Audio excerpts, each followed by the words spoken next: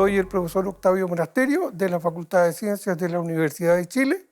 Trabajo en el Laboratorio de Biología Estructural y Molecular. Y dentro de la investigación que hemos realizado ha sido la búsqueda de nuevos antibióticos. Y por lo tanto, lo hemos hecho porque este es un problema que en realidad se piensa que el año 2030 los antibióticos que en este momento hay disponibles van a escasear. Y por lo tanto, cualquier infección que adquiera, ¿no es cierto?, un paciente, ya sea en un hospital o en su domicilio, ¿verdad?, va a ser difícil de curar. Y vamos a retrocedernos un par de siglos cuando la gente se moría de infecciones.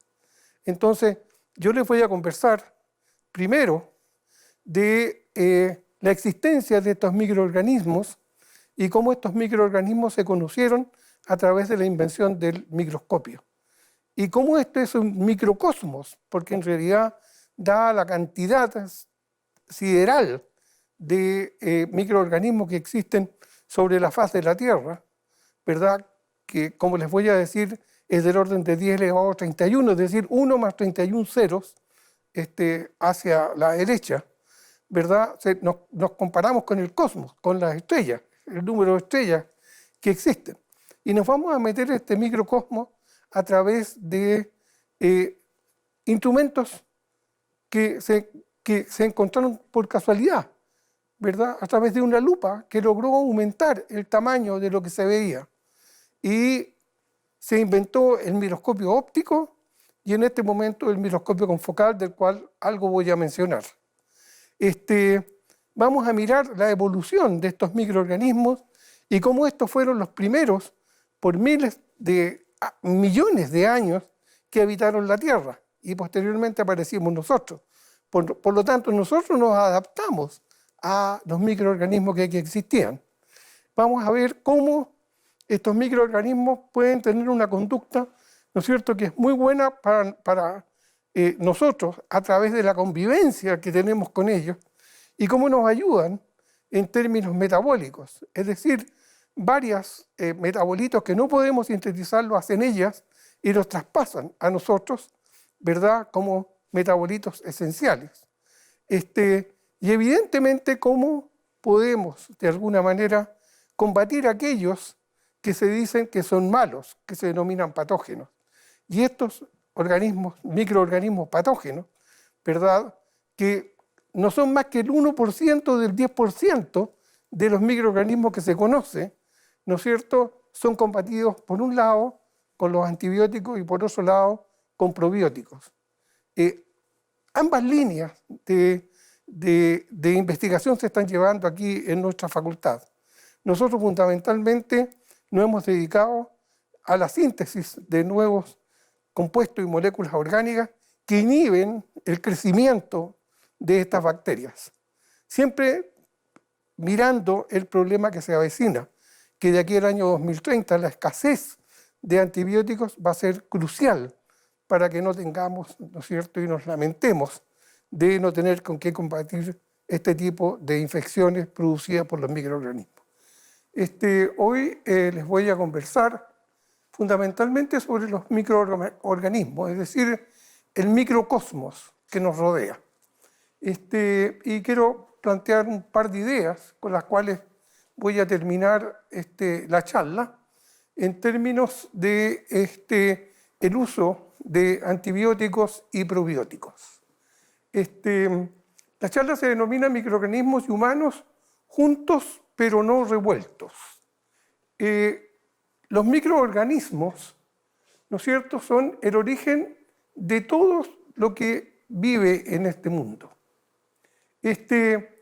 Aquí he resumido en esta diapositiva todas las características de estos microorganismos, que en realidad son tremendamente antiguos en la faz de la Tierra. La primera pregunta que nos hacemos es ¿por qué nuestros alimentos se descomponen si los dejamos fuera del refrigerador? Evidentemente que la respuesta está en la presencia de los microorganismos, los cuales nosotros no vemos a ojo desnudo. ¿Qué ocurre? Que los alimentos están cubiertos de estos microorganismos y cuando los sacamos del refrigerador aumenta la temperatura y por lo tanto aumenta la actividad de ellos y se reproducen a mucho mayor velocidad, acumulando una masa que nosotros logramos verla.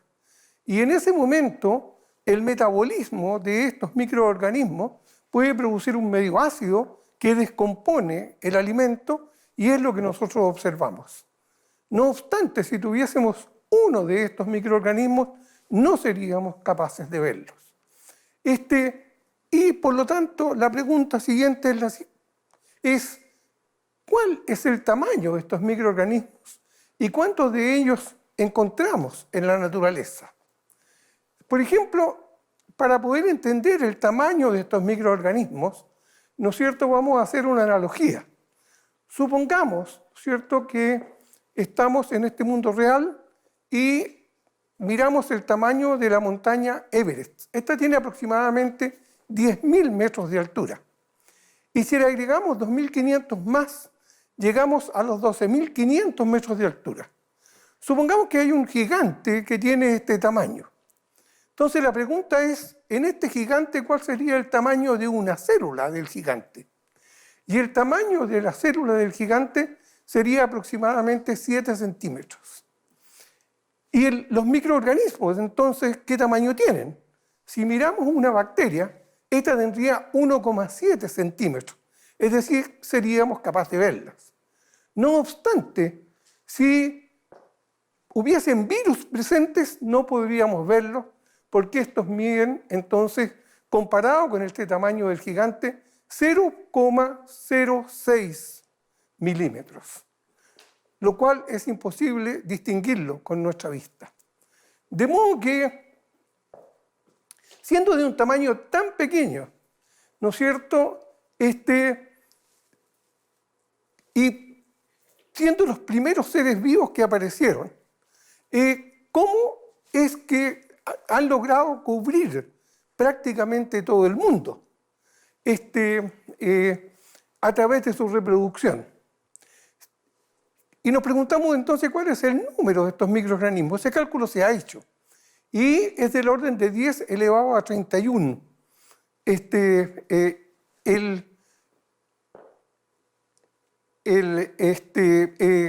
número de estos microorganismos. Eso es lo mismo que 1 con 31 ceros a continuación, una cifra absolutamente sideral. Más aún, si echamos un vistazo a la evolución de estos microorganismos en la Tierra tiene aproximadamente 4,6 millones de años, 4.600 millones de años. Entonces, la pregunta es, ¿cuándo aparecieron estos microorganismos? Si la Tierra se formó hace 4.600 millones de años, primero hubo cambios geológicos que hicieron que el agua estuviese disponible.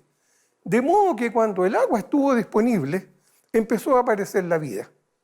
Y lo primero que aparecieron fueron estos microorganismos hace alrededor de 3,6 mil millones de años. Es decir, hubo que pasar más o menos 1.000 millones de años de un cambio geológico en la Tierra para que aparecieran estos microorganismos. Si miramos la escala evolutiva, nosotros vemos que después de 1.000 o 2.000 millones de años, recién aparecen las células eucariontes de las cuales nosotros estamos compuestos. Hablo de eucariontes a diferencia de los procariontes, que son estos microorganismos que no poseen núcleo, y los eucariontes sí poseen núcleo. Pero pasaron miles de millones de años para que pudieran aparecer estos microorganismos. Si comparamos eso con la aparición de los mamíferos, tienen que ocurrir otros miles de millones de años para que logren aparecer estos mamíferos. Y recién hace 200.000 años aparecen, ¿no es cierto?, los primeros seres inteligentes. Es decir, prácticamente reciente la aparición de nosotros sobre la faz de la Tierra. Si miramos el árbol evolutivo, encontramos que en realidad de un precursor común, ¿qué es lo que primero aparecieron? Aparecieron los virus y células únicas que se llaman arqueas. Y estas arqueas son resistentes a las temperaturas, es decir, eso ha llevado a la teoría de que en realidad estas aparecieron cerca de los volcanes, en las hidrotermales del mar. Y por otra rama de este árbol filogenético aparecen las bacterias y aparecen, ¿no es cierto?, los eucariontes. Todo el género de Eucaria, donde encontramos los mamíferos, los vegetales, etc. De modo que las bacterias tuvieron miles de millones de años para poder adaptarse a lo que significa este mundo, y nosotros recién venimos apareciendo, y evidentemente nos encontramos con ellas. Y por lo tanto, tuvimos que convivir con ellas porque son parte del mundo y está prácticamente el mundo cubierto de ellas. ¿Cuándo se tuvo conciencia de que existían estos microorganismos? Se tuvo conciencia cuando un señor llamado Louis Leeuwenhoek, que era un sastre que trabajaba en una sastrería y se dedicaba a pulir lentes para poder mirar el número de fibras de las telas, se le ocurrió mirar una gota de agua y una gota de saliva. ¿Y qué es lo que observó? Observó que en realidad dentro de esta gota de saliva habían una serie de seres vivientes que a ojo desnudo no podía mirar. Y los describió como seres alargados, como espirales que se muestran en la figura que está aquí en esta diapositiva. Estos microorganismos, evidentemente, para poder sobrevivir forman colonias, es decir, se juntan entre ellos, y aquí tenemos una familia de hongos, ¿no es cierto?, representada en una placa, en la cual ustedes ven distintas formas de estas familias de hongos que están dando origen a estas placas que observamos en la diapositiva. Pero actualmente, ¿qué es lo que se ha hecho? Se ha perfeccionado notoriamente los microscopios para tener acceso a este microuniverso. Y tenemos el microscopio óptico, por un lado, que es capaz de aumentar miles de veces el tamaño de los objetos que a través de él se observan, y últimamente el microscopio confocal. Y este microscopio confocal, ¿no es cierto?, puede medir fluorescencia, es decir, si nosotros marcamos dentro de las bacterias o dentro de las células determinados organelos, nosotros los vamos a ver con este microscopio confocal. ¿Y qué se ha conseguido con esto? Lo que se ha conseguido, por ejemplo, es que en una gota de saliva, ¿no es cierto?, que es de origen oral, evidentemente, se encuentran una serie de microorganismos de distintas formas y distintos tamaños. Estos se muestran aquí en esta diapositiva. Es decir, en este momento que yo estoy hablando, tengo una serie de microorganismos dentro de mi boca, ¿no es cierto?, que de alguna manera son los que forman la placa dental y que todos los días tengo que lavarme los dientes para que no crezcan y me invadan demasiado mi cavidad bucal. De modo que esto fue lo que primero observó Leeuwenhoek con su lente que había tallado. También tenemos microorganismos en el mar. Y aquí tenemos, ¿no es cierto?, algas que habitan en el mar y que poseen clorofila y que son las responsables del oxígeno que tenemos en la Tierra. Y en realidad, si uno compara la cantidad de oxígeno que se producen con estos microorganismos, que son estas algas, es mucho mayor que los que se producen en la Tierra con los vegetales. Por lo tanto, son tremendamente importantes para el hábitat en el cual nosotros estamos. Aquí tenemos microorganismos que conviven con nosotros. Estos son hongos que han sido aislados de la piel, fundamentalmente de los pies, y que conviven con nosotros, ¿verdad? Y nos protegen. ¿Nos protegen de quién? De otros microorganismos que nos harían daño. Por lo tanto, la pregunta es, ¿y sobre todo ahora, en que la televisión se ha encargado de transmitir el mensaje de que los microorganismos y las bacterias, fundamentalmente las bacterias son malas y que use un determinado producto para eliminarlas, en realidad eso no es así. Los microorganismos no son ni buenos ni malos, pero bajo el punto de vista del hombre, se catalogan como buenos aquellos que a nosotros nos ayudan y como malos aquellos a quienes nosotros nos enferman. Y por lo tanto los malos se denominan patógenos. Ahora, estos microorganismos viven a distintas temperaturas. Y así tenemos los ciclófilos que viven a menos de 15 grados, hasta menos 1 grado en el mar, los que viven a 37 grados y que conviven con nosotros, y los termófilos que viven en termas que llegan hasta 80 grados Celsius y que evidentemente soportan estas tremendas temperaturas. Fundamentalmente miraremos a aquellos que son mesófilos, porque son los que conviven con nosotros para ejemplificar qué es lo que hacen estos microorganismos y cómo nosotros convivimos con ellos. Pero la pregunta es, ¿se conocen todos los microorganismos que existen en el mundo, dado ese número sideral? No. Aproximadamente se conoce un 10% de todos ellos. Y si miramos, ¿no es cierto?, dentro de este 10%, solo un 1% llegan a ser a quienes nosotros denominamos como organismos malos. Por lo tanto, estamos de alguna manera colocándole un apelativo a las bacterias que nos ayudan tanto a nosotros mismos como a nuestro hábitat, diciendo los organismos son malos. Eso hay que corregirlo. Evidentemente que cualquier medio de comunicación que diga que los organismos son malos y que hay que combatirlos está absolutamente equivocado.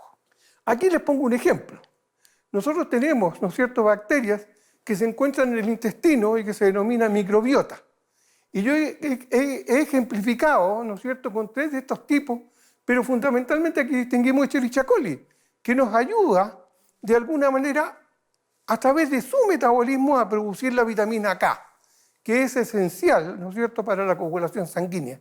Sin ellas no la tendríamos, porque no somos capaces de sintetizarla. De modo que este es un organismo bueno.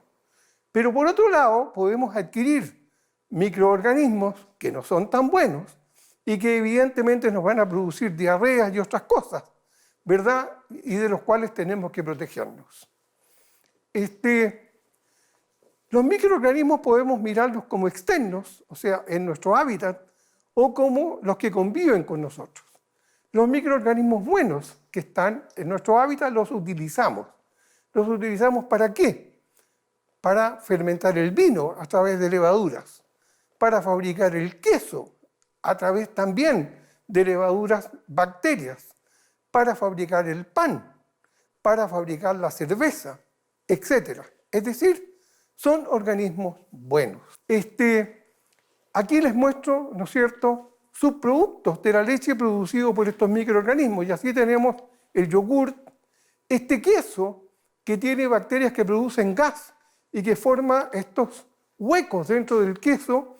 Y aquí otro queso que es de color verde, el cual ha sido invadido por un hongo, ¿verdad?, que le da ese color y el sabor que tiene este queso Roquefort. También tenemos microorganismos que nos ayudan a mantener limpio el medio ambiente. Aquí hay bacterias, y aquí les muestro una de ellas, que limpian el petróleo del mar. Y por lo tanto, como se reproducen de una manera vertiginosa, ustedes imagínense que en 20 minutos son capaces de reproducirse 1 en 2, y en 20 minutos 2 en 4, y en 20 minutos 4 en 8, y etcétera. Pero si partimos de 1 millón, vamos a tener 2 millones, 8 millones, 16 millones, 32 millones, etcétera. Y por lo tanto son capaces de limpiar este petróleo que ha sido derramado dentro del agua marina. Si miramos también nosotros mismos, tenemos lugares en los cuales preferencialmente se alojan estos microorganismos en nuestro cuerpo.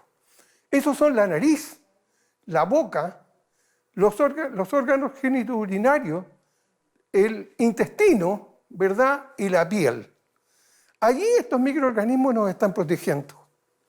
Y eliminarlos muchas veces conlleva a que aparezcan otros microorganismos que son patógenos. ¿Cuáles son estos organismos patógenos? Aquí les muestro la diapositiva con estas caricaturas ¿no es cierto?, a estos organismos patógenos. Por ejemplo, hay patógenos de transmisión sexual, como ¿cuál? La gonorrea o la sífilis. Y aquí ustedes tienen que son dos microorganismos, ¿verdad? Uno con forma de cocus y otro con forma de espiral, ¿no es cierto?, que van a producir todos los síntomas que conlleva esta enfermedad en el ser humano. También tenemos microorganismos que funcionan directamente, ¿no es cierto?, y que son buenos en nuestro intestino, pero en un instante determinado pueden pasar a otros órganos, como por ejemplo la vejiga. Y en la vejiga van a convertirse en microorganismos que son malos. ¿Y cuál va a ser la consecuencia? Una cistitis, producida por bacterias que habitaban en el intestino grueso, que lograron pasar a la vejiga y se lograron adherir al tejido de la vejiga y producen la inflamación correspondiente y hay que combatirlo. Y entonces aquí tienen lo que yo he denominado juntos pero no revueltos, porque aquí hubo una revoltura, se nos pasaron organismos de un lado a otro, microorganismos. ¿Cómo se combaten estos microorganismos que son malos? Bueno, una manera son los antibióticos, y ustedes ven aquí a Fleming en el hospital trabajando cuando descubrió la penicilina. Y esto fue un hallazgo que fue fortuito. Él había dejado en una placa Petri, ¿no es cierto?, Staphylococcus, pero le crecieron hongos. Y los hongos liberaron una sustancia que logró inhibir el crecimiento de estos estáfilos. Y lo aisló y resultó ser la penicilina. Y fue usada como un antibiótico durante la Segunda Guerra Mundial y salvó un montón de vidas. Pero otro mecanismo con el cual también se protege, ¿verdad?, de estos organismos malos son bacterias que van a competir por el nicho que tienen estas bacterias, ¿no es cierto?, que denominamos malas, y las van a eliminar. Así, por ejemplo, tenemos los denominados probióticos, que son lactobacillus y otra serie de bacterias, de la cual se aprendió también en la Segunda Guerra Mundial, cuando un soldado le dio a todos disentería y este soldado no. Lo investigaron y resulta que había una bacteria protectora que lograron aislarla y que se da por vía oral y que va a proteger contra organismos que son y producen la disentería. Por ende, estos probióticos en este momento se venden en los supermercados, en fin, y yo diría que este tratamiento es mucho mejor que el de los antibióticos. ¿Y por qué digo eso? Lo digo por lo siguiente, porque resulta que los antibióticos, cuando se usan de manera desmedida, y por eso que siempre hay que ir al médico y seguir las recetas tal cual el médico las da, ¿verdad?, producen resistencia. Y aparecen bacterias que son resistentes. Y por lo tanto, no importa que haya un antibiótico, las bacterias van a seguir creciendo igual. Y aquí yo les pongo un ejemplo muy claro de cómo se produce la resistencia independiente de que uno haya tomado el antibiótico. Por ejemplo, aquí ustedes tienen en un matadero, ¿verdad?, de aves, vacunos y porcinos.